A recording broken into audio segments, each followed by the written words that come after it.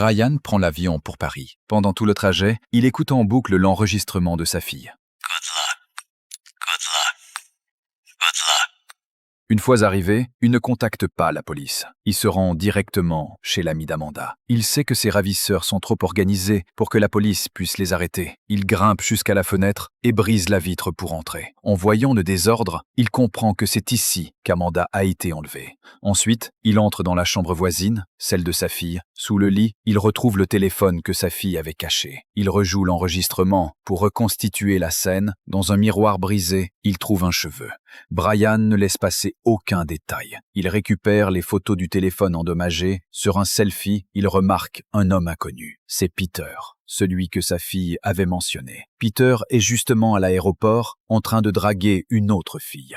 Brian surgit et le plaque contre la voiture pour l'interroger. The two American girls from yesterday. The next rip drives into your lungs. The two American girls, where are they? Mais avant qu'il ne parle, ses complices arrivent.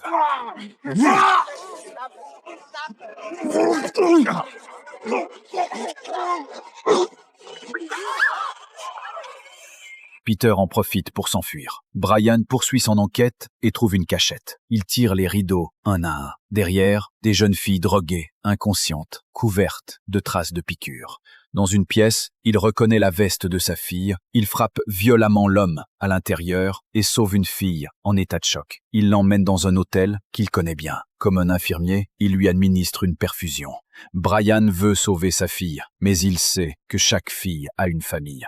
Quand la fille se réveille, elle se souvient d'un détail. Une fille lui avait parlé d'une grande porte rouge, rue du Paradis. Brian s'y rend immédiatement. À l'entrée, il montre son badge et demande à voir le chef. On le laisse monter.